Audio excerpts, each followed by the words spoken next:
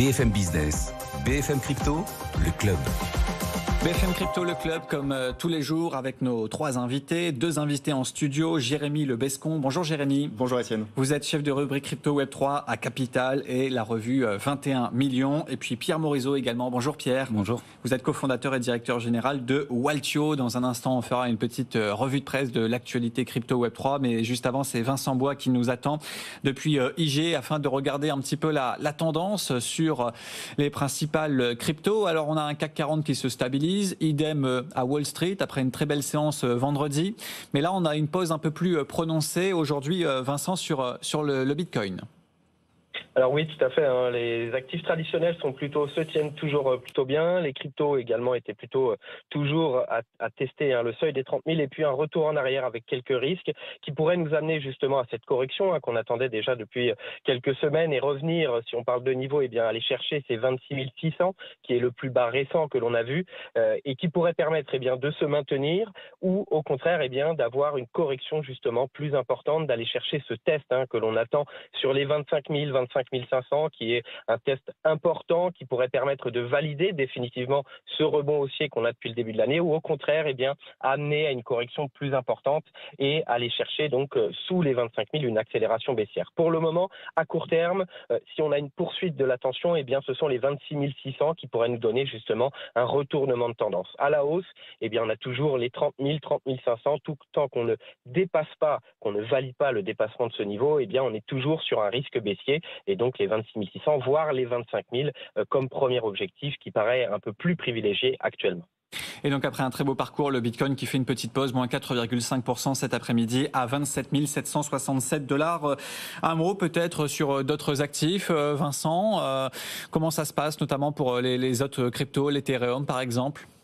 Alors sur l'Ether, de la même façon, on voit la même correction avec plusieurs tests du seuil des 2000, 2050 $, qui est la résistance comme les 30 000 $ sur le Bitcoin. Et donc ici, on a notre seuil psychologique des 1800 $ qui pourrait être franchi, mais c'est surtout nos 1730, un support important qu'on a connu durant les précédentes années, qui pourrait de la même façon valider par la suite cette tendance haussière de fond, ou au contraire avoir une correction un peu plus importante. Et donc 1730 et par la suite, on pourrait aller retourner vers cet ancien plus haut historique, vers les 1420 $. Donc attention, que ce soit sur le Bitcoin ou l'Ether, le risque de la correction qui paraît méritée après cette hausse importante domine encore pour le moment. Merci beaucoup Vincent Bois qui nous accompagnait cet après-midi depuis IG dans ce BFM Crypto, comme tous les jours. On est ensemble de 16h35 à 17h en direct sur BFM Business avec donc cet après-midi Jérémy Le Bescon pour Capital.fr et 21 millions et Pierre Morisot, cofondateur et directeur général de Waltio. Waltio qui aide à s'y retrouver un petit peu dans cette jungle de la fiscalité. Et avec vous, ce sera l'occasion de parler notamment de la déclaration d'impôt, déclaration d'impôt sur les revenus. Alors les dates changent, Pierre, en fonction du département dans lequel on réside, mais grosso modo, c'est fin mai, début juin. Exactement, tous les ans, c'est à peu près la même période, et il y a une répartition donc des dates de fin. On est à 2 semaines et demie pour les premiers départements, donc le 25 mai pour les départements de 0 à 19, après le 1er juin, et enfin les derniers départements, ce sera jeudi 8 juin 2023, le dernier jour pour donc la deadline pour déclarer ses revenus en crypto-monnaie. Voilà, revenus généraux, pardon. Et pour les revenus, généraux. Comment ça se passe aujourd'hui si on a des plus-values que l'on a réalisées sur l'exercice fiscal 2022, puisque là, ça concerne 2022. S'il y en a eu, parce que ça a quand même une année été compliquée pour les crypto-monnaies dans leur ensemble. Comment ça se passe aujourd'hui si j'ai réalisé des plus ou moins values sur le Bitcoin, par exemple, l'année dernière ? Donc, il faut être capable de suivre toutes les opérations de son portefeuille, en tout cas les opérations d'investissement. Et si on a réalisé donc des plus-values ou des moins-values, c'est-à-dire des ventes imposables, c'est-à-dire qu'on a soit échangé des crypto-monnaies contre de l'euro ou du dollar, des monnaies d'État, ou utilisé des crypto-monnaies comme moyen de paiement, dans ce cas-là, il y a l'obligation de calculer et de déclarer ce soit une plus-value ou une moins-value. Et en fait, on va faire la somme de toutes les plus et les moins-values durant l'année qui vont être déclarés dans un formulaire, le 2086, et après on arrivera à la plus ou moins value globale qui sera reportée. Et ensuite, il y a aussi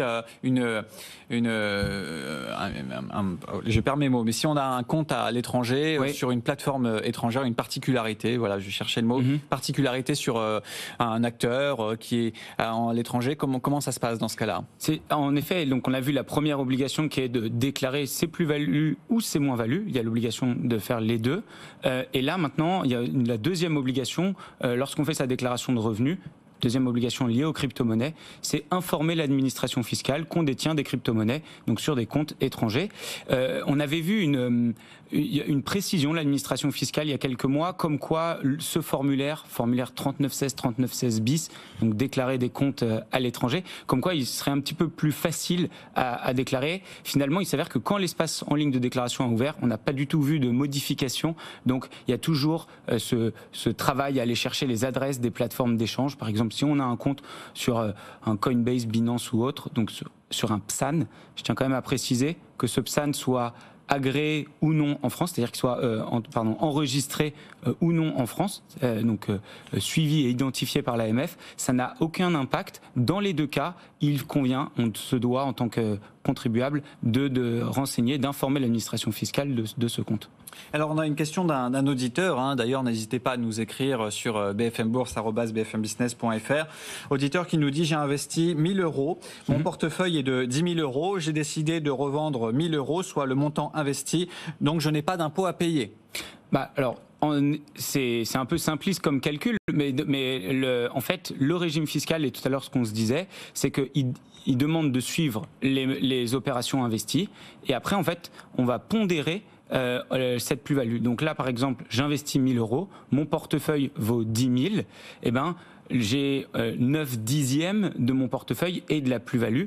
Donc, si je revends 1 000, il y aura 100 € qui seront la partie investie en crypto-monnaie revendue et 900 € de plus-value. Donc, si j'ai quelqu'un dans cette situation a l'obligation de calculer, et en plus, c'est quelqu'un qui a généré une plus-value. C'est évidemment s'il n'y a pas eu d'autres opérations sur son portefeuille, mais il y a cette obligation de calcul et de déclaration. Sur la flat tax, on le rappelle, c'est 30%. Tout à fait, exactement. Et une fois qu'on a, ce qui est un peu compliqué, c'est d'avoir ce montant imposable qu'on doit, et une fois qu'on l'a, on applique un taux forfaitaire de 30%. Très bien, donc ça sera à réaliser sur vos déclarations de revenus jusqu'à fin mai, début juin, en fonction de votre département. Avec vous aussi, Jérémy, on va regarder un petit peu l'actualité de ces derniers jours, de ces dernières heures dans l'écosystème, avec notamment Cash App. C'est une application qui permet d'acheter des bitcoins, application qui a été fondée par Jack Dorsey, qui a généré plus de 2 milliards de dollars de revenus l'année dernière. C'est en tout cas ce qui est ressorti lors de la publication des résultats du premier trimestre. Ouais, alors c'est même au premier trimestre 2023 qu'elle a généré 2,2 milliards de revenus. Cash App, c'est une application d'achat de Bitcoin et de transfert de services financiers fondée en effet par Jack Dorsey, la société, le fondateur de Twitter. Et en effet, on note qu'il y a de très bons résultats du côté des opérateurs à l'heure actuelle et des sociétés purement Bitcoin, puisque la société enregistre du profit avec 50 millions de dollars générés de profit brut pour le premier trimestre 2023, uniquement lié à la vente et à la vente de Bitcoin à des particuliers. Et c'est aussi l'application qui a permis à Block. Block, c'est la société mère. Alors derrière Block, il y a Square qui est un SaaS de paiement pour les commerçants. Il y a Tidal qui est une application de musique, ou encore TBD qui, elle, est une plateforme de développement d'infrastructures blockchain et de décentralisation. Grâce à Cash App et ses sociétés, Block a généré 1,7 milliard de marge brute, ce qui est relativement impressionnant. C'est pas la seule d'ailleurs, puisque ça va plutôt bien finalement pour beaucoup d'autres sociétés. Ça va beaucoup. Avec le micro ouvert, c'est mieux. MicroStratégie également. C'est coté en bourse. C'est une boîte dans le numérique qui détient notamment dans son bilan du Bitcoin. C'est pour ça qu'on en parle dans cette émission. Ce qui a fait que ces dernières années, son cours de bourse s'est totalement envolé. Ouais, alors Michael Saylor, le fondateur, avait été très critiqué pour sa stratégie d'accumulation de Bitcoin. Aujourd'hui, on peut penser que c'est même un véhicule d'investissement, une manière pour des investisseurs de s'exposer au Bitcoin, puisque la plupart des ETF Bitcoin sont la majorité, en fait, l'ensemble l'ensemble des ETF Bitcoin sont rejetés aux États-Unis par la SEC. Finalement, MicroStrategy, qui est à la base un éditeur de logiciels, a accumulé 140 000 Bitcoins à ce jour. Donc c'est un des plus gros détenteurs de ce crypto actif en tant qu'entreprise. Et aujourd'hui, eh bien, elle a quasiment breaké son investissement. C'est-à-dire qu'elle a acheté le Bitcoin à environ un prix moyen de 29 000 $. Aujourd'hui, on a 27 000 $. Donc il y a un léger déficit. Néanmoins, cette stratégie-là a plu aux investisseurs. On sait qu'il y a aussi un contexte macroéconomique qui encourage la prudence et qui encourage les actifs qui sont résilients à l'inflation. Et finalement, le cours de MicroStrategy a pris environ 50% depuis un an. C'est-à-dire qu'aujourd'hui, une action MicroStrategy s'échange à environ 320 $ contre 220 $ il y a un an. Donc, et elle a même doublé depuis le début de l'année. Elle a même doublé. Ouais, donc c'est la preuve que finalement la stratégie de Michael Saylor est payante, malgré les nombreuses critiques. Alors elle est payante à ce jour. Je crois qu'au premier trimestre, la société a dégagé 120 millions de $, de revenus bruts, donc 90 millions de $, de marge brute, ce qui est vraiment impressionnant. Donc voilà, ça c'est le cas de MicroStrategy à Wall Street. Alors c'est pas très gros, ça pèse un peu moins de 4 milliards de dollars de capitalisation boursière. Ils fabriquent des logiciels, mais ce qui fait sa particularité, c'est surtout qu'ils ont donc plusieurs millions de dollars de Bitcoin dans leur bilan. Autre sujet, le réseau Bitcoin est-il attaqué par une agence gouvernementale? C'est une question qui s'est posée là ces dernières heures, notamment sur Twitter. Oui, alors vous savez, le conspirationnisme fait aussi partie du crypto Twitter. Alors ça s'explique par le fait que le réseau Bitcoin est à l'heure actuelle congestionné. Vous avez peut-être parlé des Ordinals et du BRC20. Je vais résumer. En fait, ce sont des protocoles qui permettent de créer des NFT ou encore des tokens sur le réseau Bitcoin.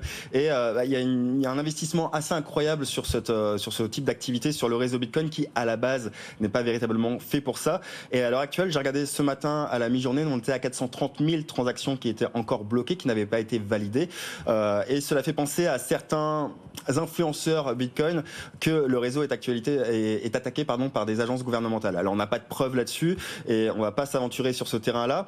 Néanmoins, on peut dire que c'est pas forcément plus mal pour le réseau Bitcoin puisque les mineurs, eux, qui gagnent des frais, qui gagnent de l'argent sur les frais de transaction, eh bien, s'en mettent plein les poches puisqu'à l'heure actuelle, pour effectuer une transaction lambda, on est à peu près à 25 ou 30 €.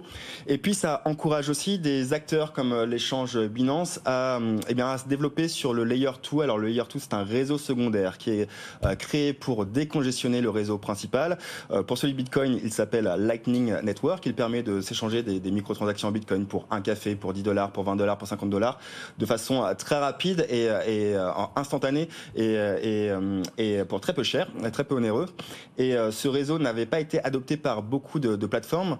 Binance a annoncé qu'ils allaient enfin l'adopter et cela va permettre, on l'espère, de décongestionner le réseau et de permettre à ceux qui essayent de retirer leurs cryptoactifs de cette plateforme, en tout cas leur Bitcoin, de pouvoir le faire de manière plus efficace et rapidement. Est-ce que vous pensez que ça a eu un impact là sur les cours? Alors en tout début d'émission, là on voyait le Bitcoin qui perdait 3-4%. C'est une nouvelle qui a pu affecter un petit peu les cours ou ça n'a rien à voir? Ça a affecté les cours au début de l'apparition de ces protocoles. Aujourd'hui, je pense qu'on est sur une volatilité relativement normale. Néanmoins, il faut quand même s'intéresser à cette activité puisque la capitalisation des tokens qui sont créés à l'heure actuelle sur Bitcoin sont évalués entre 300 millions et 500 millions de $. Donc il y a une véritable activité spéculative qu'il faut regarder de très près.